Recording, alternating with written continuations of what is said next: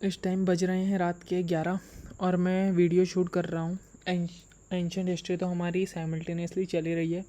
उसका Indus valley civilisation का दूसरा वीडियो आ चुका है। तो आज मैंने सोचा आर्ट एंड कल्चर भी स्टार्ट कर देते हैं। मैं भी पढ़ रहा हूँ इसके बारे में। तो आज हम आर्ट एंड कल्चर स्टार्ट करने वाले हैं। आर्ट एंड कल्चर का पहला वीडियो है। तो इसको स्टार्ट करने से पहले इसके बारे में जान लेते हैं। जान लेंगे तो ज़्यादा आसानी रहेगी भाई हमारे लिए। तो नॉर्मली इसके बारे में जान लेते हैं भाई। कहाँ गया अपना ये। तो सबसे पहले जो आर्ट एंड कल्चर है ना अपना, वो है हिस्ट्री का पार्ट अपना। कल्चर क्या होता है? वो एक तरीका है जिस तरीके से हम रह रहे हैं, ठीक है। रहने का तरीका, ठीक है, रहने का तरीका। और आर्ट क्या है? कैसे हम अपने कल्चर को एक्सप्रेस कर रहे हैं, वो है हमारी आर्ट, ठीक है। How we express our culture, express,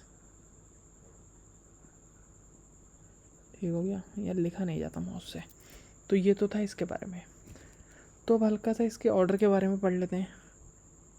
order के बारे में पढ़ लेंगे, फिर इसके बारे में डिस्कस करेंगे तो बेटर रहेगा हमारे लिए भी, ठीक है। जो आर्ट एंड कल्चर है इसे हमने 3 पार्ट्स में डिवाइड करा है। कौन कौन से पार्ट्स में?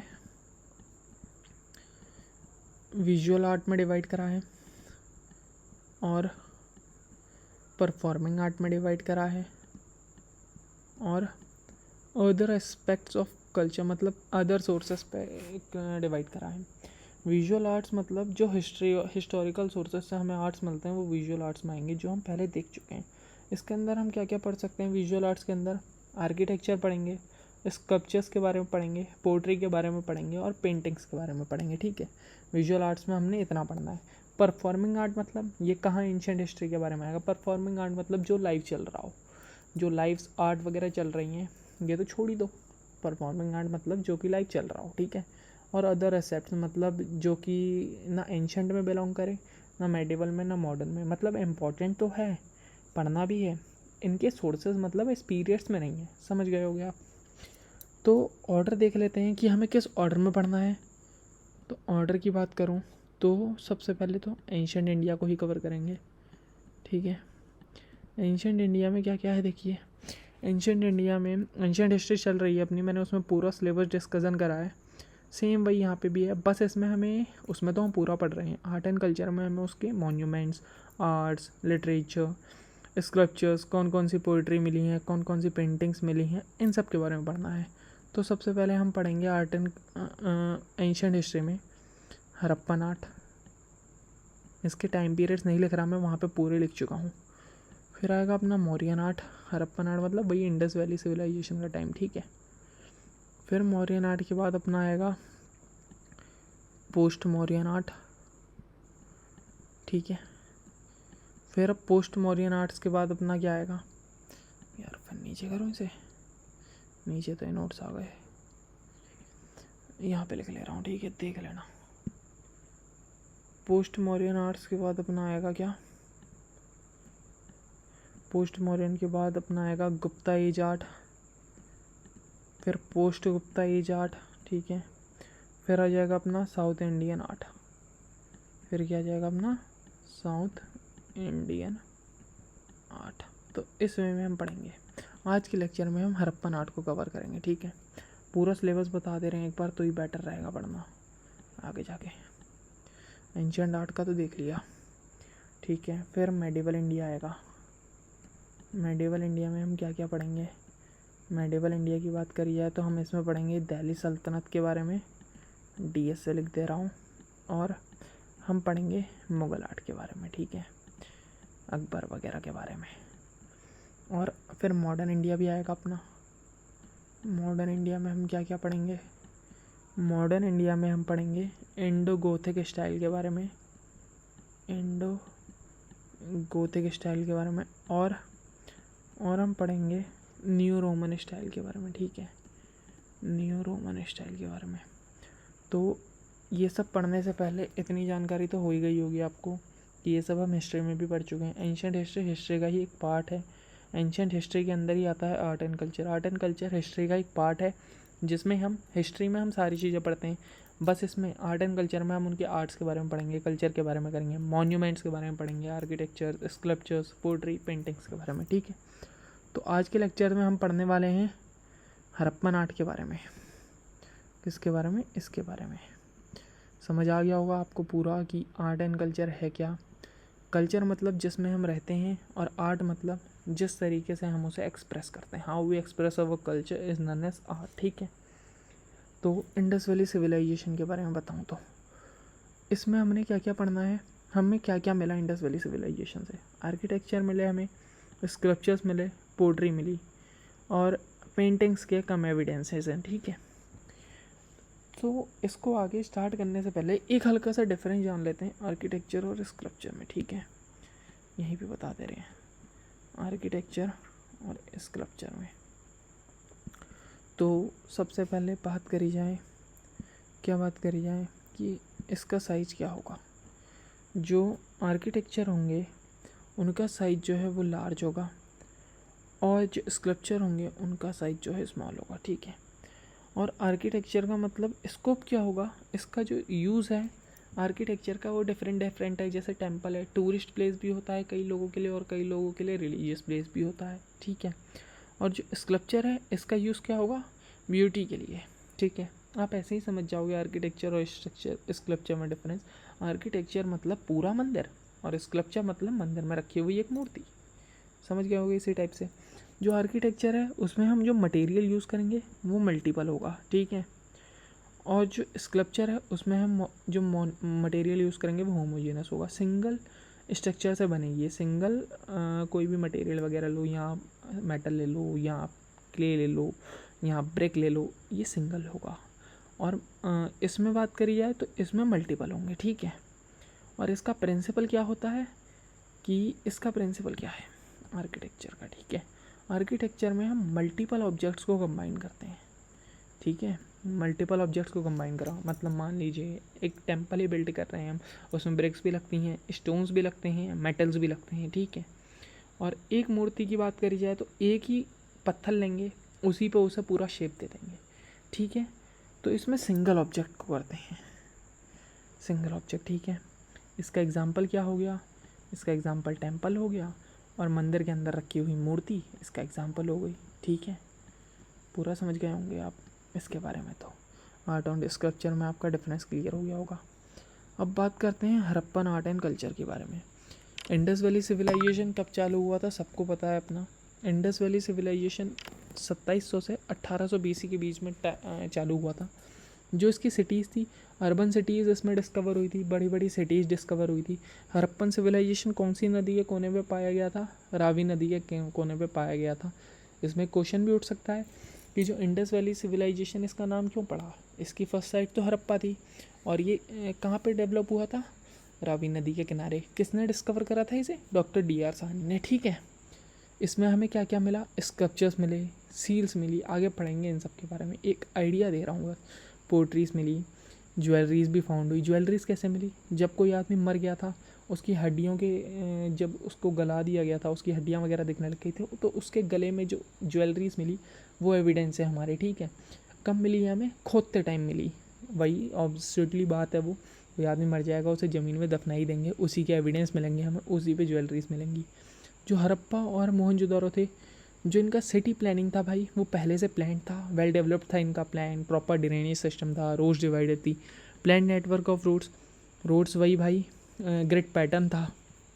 ग्रिड पैटर्न मतलब वही कि जो रोड्स थी वो 90 डिग्री पे डिवाइडेड थी, ठीक है।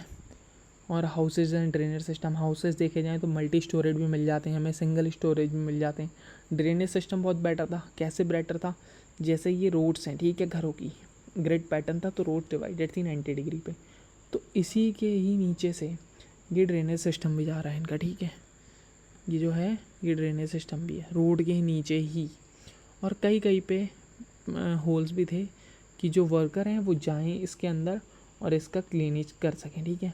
तो सावधानी देखी जाए तो स्वच्छता का बहुत अच्छे से ध्यान रखा जा रहा है इस टाइम पे, ठीक है। ये था इसका वो। और इसी से इसकी इंजीनियरिंग स्किल्स भी पता लगती है कि हाउ स्मार्ट द पीपल वो। टाउन प्लानिंग, ग्रिड प्लानिंग बता दिया, ड्रेनेज लाइन बता दिया, पिट्स बता दिया, ब्रिक्स, हाँ जो ईंटें थी वो बेक्ड ब्रिक्स का यूज़ हुआ है, मतलब जली हुई ईंटें, और sun dried bricks. Houses multi storeyed भी थे। सिटाडल्स के बारे में बता दूँ, जैसे ये ले लो आप हिस्सा, ठीक है, यहाँ पे आप घर बना लीजिए, यहाँ पे एक घर, यहाँ पे एक घर, ठीक है। तो ये जो एरिया है ये सिटाडल्स हैं, ठीक है। सिटाडल्स में माना जाता था कि जो एडमिनिस्ट्रेटिव रूलर रहते थे, मतलब राजा लोग रहते थे, यहाँ पे राजा बैठा हुआ है कोई भी, ये इजीली अपने वर्कर्स पे नज़र रख सकता था, ठीक है। वेस्टर्न साइड में सिटाडल्स फाउंड हुए हैं और ईस्टर्न पार्ट्स में नॉर्मल हाउसेस फाउंड हुए हैं, ठीक है। समझ गए होंगे आप सिटाडल्स में भी कि सिटाडल है क्या। अब बात करी जाए तो हड़प्पा जो था वो प्रेजेंट है पाकिस्तान में, रावी नदी के वहाँ पे। इसमें रो ऑफ 6 ग्रेनरीज मतलब ये ऐसे ऐसे ऐसे ऐसे माना जाता था। जो ये ग्रेनरीज थी ये ग्रेन स्टोर करने के काम में आती थी, ठीक है। ऐसे ग्रेनरीज थी, समझ गए होंगे आप। और टॉयज़ वगैरह भी फाउंड हुए, एडमिनिस्ट्रेटिव बिल्डिंग्स भी फाउंड हुई वही सिटाडल के फॉर्म में। मोहनजोदारो में फाउंड हुए थे सिटाडल्स वगैरह। वैसे मोहनजोदारो इन प्रेजेंट, मोहनजोदारो कहाँ पे है, इंडस रिवर पे है। जो मैंने वो कहा था ना कि जो ये था कि इंडस वैली सिविलाइजेशन इसका नाम क्यों रखा, बल्कि इसकी पहली साइट जो थी वो हड़प्पा थी, और हड़प्पा रावी नदी के वहाँ पे है। तो कन्फ्यूज़ मत हो जाना इसमें, हड़प्पा जो है रावी नदी के वहाँ पे है और मोहनजोदारो जो है इंडस वैली नदी के किनारे है। हड़प्पा रिवर यहाँ पे क्या क्या था, मोहनजोदारो में सिटाडल्स फाउंड हुए, सिटाडल्स के बारे में बता दिया। ग्रेट बाथ, बहुत बढ़िया, ग्रेट बाथ रिचुअलिस्टिक प्लेस है। ग्रेट ग्रेनरी भी फाउंड हुई। पोस्ट क्रेमेशन ब्यूरियल्स मतलब दफन वगैरह करा गया डेड बॉडीज़ को, वो भी फाउंड हुआ।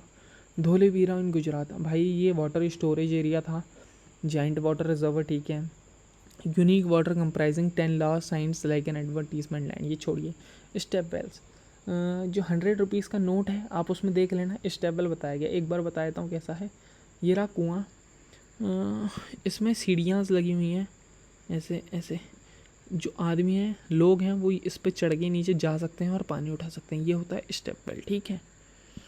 और लोथल इम्पॉर्टेंट डॉकयार्ड भी था, मैनचेस्टर कहा गया इसे आईवीसी का, क्यों, क्योंकि जो ट्रेडिंग थी बहुत बेटर हो गई थी लोथल के वहाँ पे, बोट्स वगैरह भी आती थी यहाँ पे, स्टे होती थी नेवल ट्रेड उसके कारण। राइस हस्क मतलब वही चावल वगैरह के लिए भी बहुत फेमस हो गया, ट्रेड वगैरह के लिए भी। फायर अल्टर भी फाउंड हुए। राखीगढ़ जो कि हरियाणा में है, ये लार्जेस्ट साइट कंसीडर करी गई है इस पीरियड की। रोपर, यहाँ पे एविडेंस मिले हैं डॉक के, ठीक है। कहाँ पे रिवर लोकेटेड थी ये, सतलज नदी के वहाँ पे। बालाथल और कालीबंगन जो कि राजस्थान में है, यहाँ पे बैंगल फैक्ट्री भी मिली है और टॉय फैक्ट्रीज भी मिली हैं। टॉयज़ फैक्ट्री नहीं, मतलब टॉयज़ के एविडेंस मिले हुए हैं। सुरकोटा इन गुजरात, ये डाउटफुल केस है भाई बहुत। हॉर्स बोन्स मैंने एंशिएंट हिस्ट्री के लेक्चर्स में भी बताया, मैंने एंशिएंट हिस्ट्री में सारी चीज़ें बता रखी हैं, डीप में बता रखी हैं, बल्कि यहाँ तो इनके एविडेंस वगैरह बता रहे हैं, बस आर्ट एंड कल्चर की बात कर रहे हैं। सुरकोटा जो कि गुजरात में है, यहाँ पे हॉर्स बोन्स मिली थी, ये डाउटफुल केस है। ये डाउटफुल केस क्यों है, क्योंकि कई हिस्टोरियंस ने माना है कि जो आर्यंस हैं, जब आर्यंस आए तो ही हॉर्स आए हैं, उससे पहले नहीं आए हैं। बनावली इन हरियाणा, ये बनावली में भी टॉय की वो मिली है। आलमगढ़ इन मेरठ, ये ऐसी चीज़ें हैं, ठीक है। अब बात करते हैं, ये आप छोड़ सकते हैं, इनको मैंने इसलिए लिखा है क्योंकि ये MCQs में आ जाते हैं, कभी मैचिंग में आ जाते हैं कि ये प्लेस जो है इंडस वैली सिविलाइजेशन में फाउंड हुई है और ये कौन सी नदी के कोने पे है, ये क्वेश्चंस आ जाते हैं। बस ये एक बार देख लेना, नोट्स में प्रोवाइड कर दूँगा। जो आर्किटेक्चर है हड़प्पन सिविलाइजेशन का ग्रिड पैटर्न में है, बता दिया भाई कि जो रोड्स हैं अपनी 90 डिग्री पे डिवाइडेड हैं, ठीक है। बर्न्ट ब्रिक्स पकी हुई ईंटों का यूज़ करा गया है, सिटाडल्स भी बता दिया, अपर साइड पे घर होता था, ठीक है। एक चीज़ और रह गई है इसमें आर्किटेक्चर के बारे में हड़प्पन सिविलाइजेशन की। जैसे ये मानिए ये रोड है अपनी, ठीक है, और यहाँ पे एक भाई का घर बना हुआ है, ये मेन रोड रही, यहाँ पे एक भाई का घर बना हुआ है, ठीक है। इसका एंट्रेंस दरवाज़ा ये रहा और ये रही मेन रोड, और एक पीछे गली भी होती है भाई मेन रोड को हट के। तो जो एंट्रेंस था भाई इस टाइम पे वो मेन रोड से नहीं हुआ करता था, वो था बैक साइड से, जो बैक रोड है वहाँ से घूम के आना पड़ता था आदमी को, और बैक डोर से उसकी एंट्रेंस था, मेन सड़क से नहीं था। मेन सड़क से क्यों नहीं था, क्योंकि ट्रैफिक वगैरह बहुत लग जाता भाई उस टाइम पे भी, और दिक्कत कॉज करता है। ये UPSC में क्वेश्चन भी आया हुआ है मेंस में कि हम क्या सीख सकते हैं उससे रोड के कंपैरिजन में, तो ये है उसका आंसर। बस एक लोथल में जो है वो फ्रंट साइड से एंट्री थी, लोथल को छोड़ के और हर जगह और हर सिटी जो फाउंड हुई है वहाँ पे बैक साइड से एंट्री है, ठीक है। ये एडवांटेज भी था इस टाइम पीरियड का। आप सोच सकते हो कि हाउ स्मार्ट द पीपल वो, ठीक है। ये मैंने सब एंशियंट हिस्ट्री में बता रखा है और मुझे तब इस कारण ये अच्छे से याद भी है, एकदम समझा हुआ भी है, क्योंकि एंशियंट हिस्ट्री में मैं ये सब पढ़ चुका हूँ। तो एक वो करूँगा कि एंशियंट हिस्ट्री के आप मेरे लेक्चर देख लीजिए, फिर यहाँ पे आना। ग्रेट बाथ के बारे में बताऊँ तो रिचुअलिस्टिक प्लेस थी, बहुत पहले बता चुका हूँ। गैलरीज और रूम्स सराउंडेड थे, और ये रूम्स यहाँ मतलब हिस्ट्री में तो मैंने पढ़ा था, जो ये रूम्स वगैरह थे ये इसलिए बने हुए थे क्योंकि लोग यहाँ पे चेंज कर लें क्लोथ्स। कई लोग मानते थे कि ये रिचुअलिस्टिक है, और कई लोग मानते थे ये स्विमिंग पूल टाइप एरिया है, यहाँ पे लोग नहाते धोते हैं, ठीक है। और ये सबसे इम्पॉर्टेंट बात है भाई कि उस टाइम पे भी क्रैक्स वगैरह नहीं थे ग्रेट बाथ में, ठीक है। ड्रेनेज सिस्टम, हर घर में ड्रेनेज सिस्टम था, और ड्रेनेज सिस्टम भाई ऐसा ही था, मतलब जो ये रोड है, ये घर है, ड्रेनेज सिस्टम सीधा इससे नीचे से आएगा, ठीक है। हर घर के वहाँ पे ड्रेनेज सिस्टम था, और बहुत बढ़िया ड्रेनेज सिस्टम था, और बीच बीच में ये होल्स भी थे कि लोग यहाँ के नीचे जाएं और इसकी क्लीनिंग कर सकें, ठीक है। तो अब आती है बारी स्कल्पचर्स की। स्कल्पचर्स इन पहला सील्स जो कि बनी रहती थी स्टेटाइट से। ये एक मटेरियल है जो कि क्ले का है, ठीक है। इसका यूज़ क्या किया था सील्स का? एजुकेशन पर्पस के लिए था, ट्रेडिंग के लिए था, रिलीजियस के लिए था। 2x2 इंच की होती थी, और एक पर्टिकुलर सील्स है, ठीक है। ये रही सील, और इसके ऊपर उसकी एक स्क्रिप्ट भी लिखी रहती थी, ठीक है। सील की स्क्रिप्ट भी लिखी रहती थी। सील्स में कई सारे एनिमल्स का यूज़ करा गया है, सील्स में हाँ कई सारे एनिमल्स का यूज़ भी करा गया है। एनिमल्स के वो भी फाउंड हुए हैं, एलिफेंट वगैरह ETC इनका यूज़ करा गया है। इस राइनासोरस का भी यूज़ है, और भी बहुत एनिमल्स हैं। स्क्रिप्ट्स ऊपर लिखी रहती थी। और पशुपति की सील्स भी है और यूनिकॉर्न की सील भी है। पशुपति सील्स मतलब महादेव की सील्स, ये वर्शिप करते थे उस टाइम पे महादेव को। और यूनिकॉर्न सील्स ये तो एक इमेजनरी टाइप की सील्स है।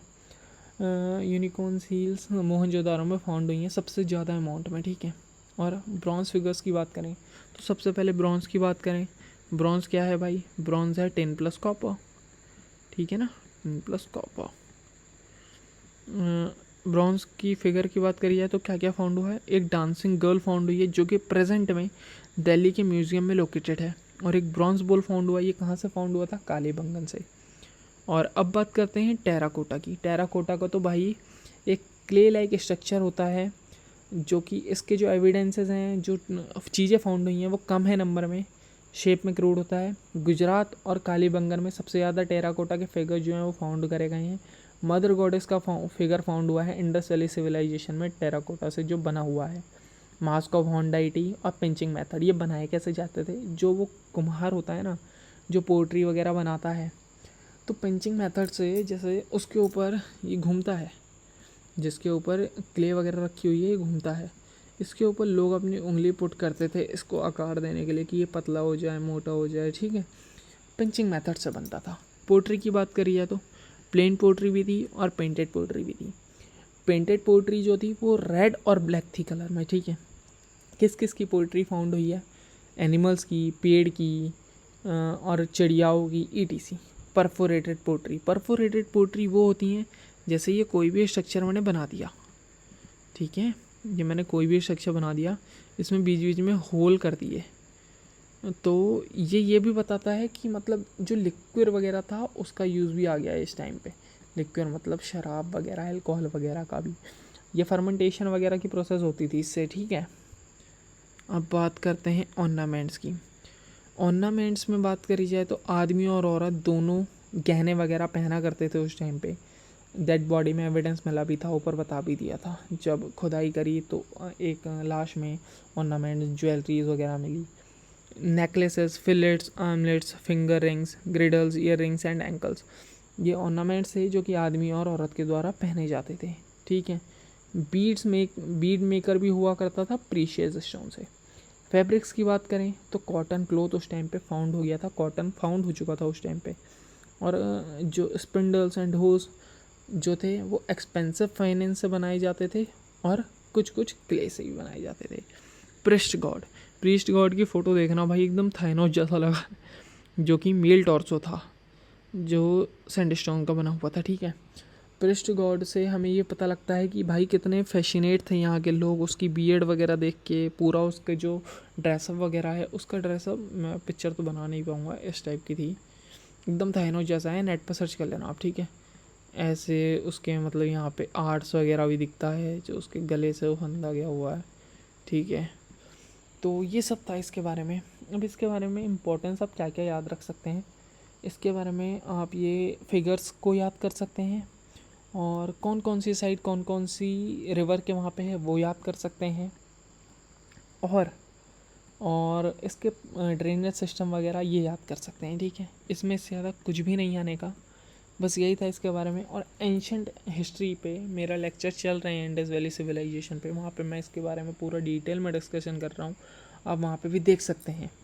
इतना ही था इंडस वैली सिविलाइजेशन के लेक्चर में। इंडस वैली के बारे में तो अपनों ने पूरा पढ़ लिया, अब अपने अलग लेक्चर्स आएंगे, ठीक है। समझ गए होंगे भाई पूरा, ये था पूरा इसके बारे में। हड़प्पन सिविलाइजेशन हो गया, अब मौर्यन एम्पायर के बारे में आएगा, ठीक है। मौर्यन आर्ट का टाइम आएगा, अब हम पढ़ेंगे अगला लेक्चर मौर्यन आर्ट के ऊपर। तो bye bye, good night. Time 12 बज चुके हैं भाई रात के, अब मैं चल रहा हूँ सोने, और आप ये देख लेना, नहीं सोऊंगा तो नहीं, पॉलिटी वगैरह पढ़नी है ही मुझे, तो ये देख लेना आप नोट्स इसके, अच्छे से समझ आ गया होगा। जहाँ पे डाउट हो वहाँ पे कमेंट सेक्शन में कमेंट कर देना, पूरा अच्छे से समझा दूंगा, ठीक है। Bye, good night.